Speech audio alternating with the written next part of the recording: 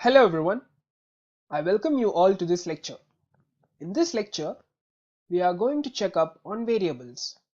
So, what are variables?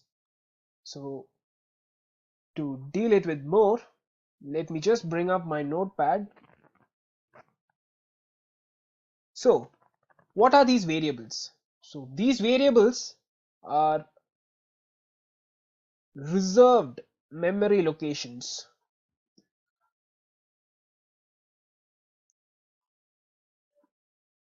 They are used to store values actually. So, why variable? So, let me take an example from mathematics, which is 6x plus 7y plus 2z, and let that be equal to 0.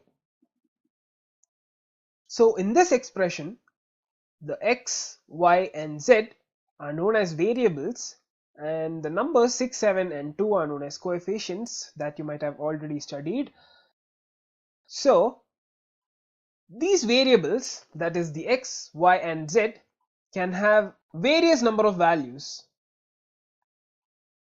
So likewise in Python, the variable names can have different set of values, like it can have a float, an integer value and even a string.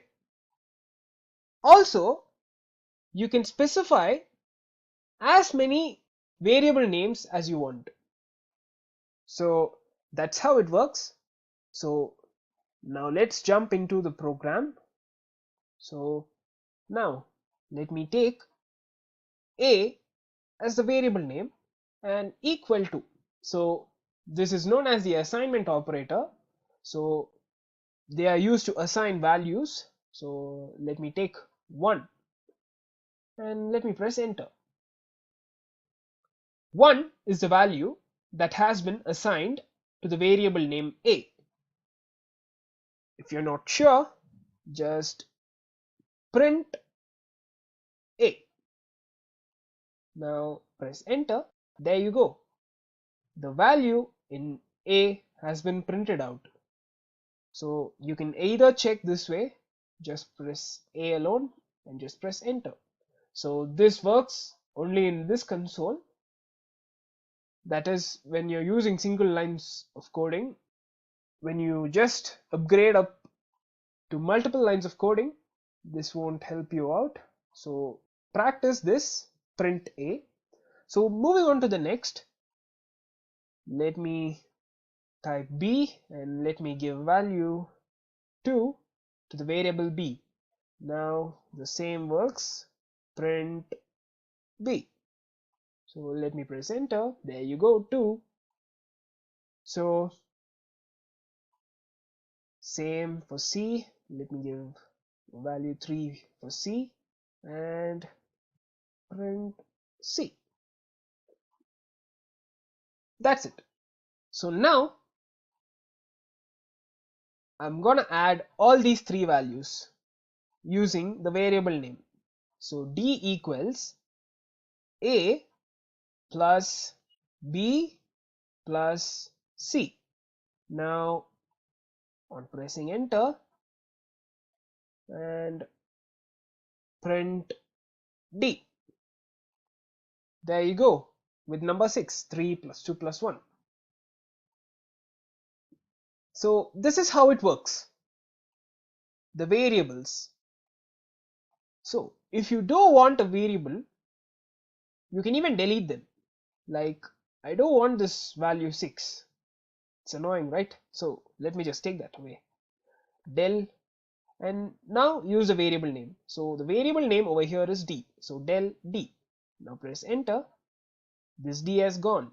So not sure, right? Let's check it.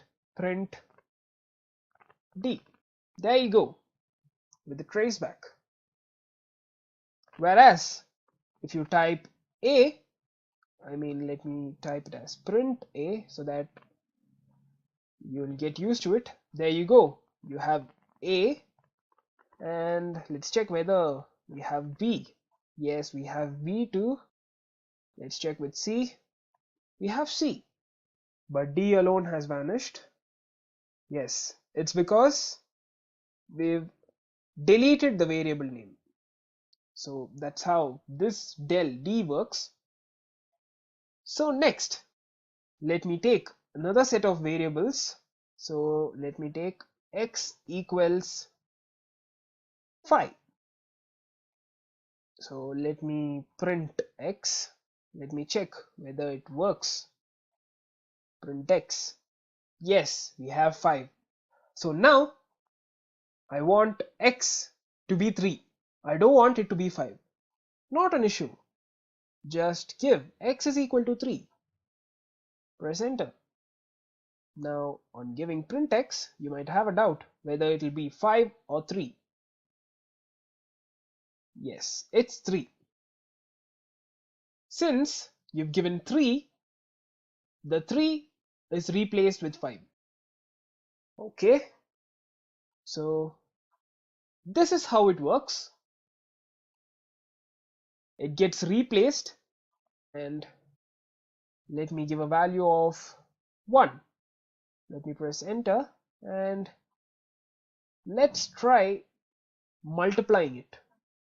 So x, use the multiplying operator, do I, and print z. And now press enter. There you go with 3. 3 into 1, 3. So this is how it replaces the values with the variable names. So this is how replacing works. So next one, there are some exceptions in creating a variable name. You cannot create a variable name like that. Before getting into those exceptions, I would like to tell you can even use like this. You can even use a string Python. So print a. There you go with Python. So now moving on to the exceptions. The variable name should begin with an alphabet. So a equals 1. So print a. Yes, works fine, no problem. So next, it can also begin like this, underscore a equals 1. Now print underscore a. Enter. Yes, this too works fine. The next exception is you can't use a number. Like, let's try 5 equals 1. Let me press enter. Oops, there's a syntax error. Can't assign to literal. So that's what, you can't use a number for a variable name. So next one, for the variable, let me specify a variable name as age, and equals, let me give it 50. So to print age now, let me print age. Yeah, both are right? Age. So let me print. Why is there a traceback? I've printed that correctly. Yes. Do you know why? Those are case sensitive, which means you have to use the small letters, that is the age. In this, you have used the uppercase letter A. So now let me print age again. Now we have it right, 50. So this is how it works. Now moving on to the next, let me give you guys a task. Let it be a challenge. So I want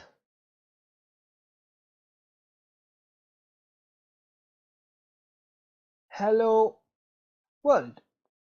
I want this to get printed. So it's up to you guys.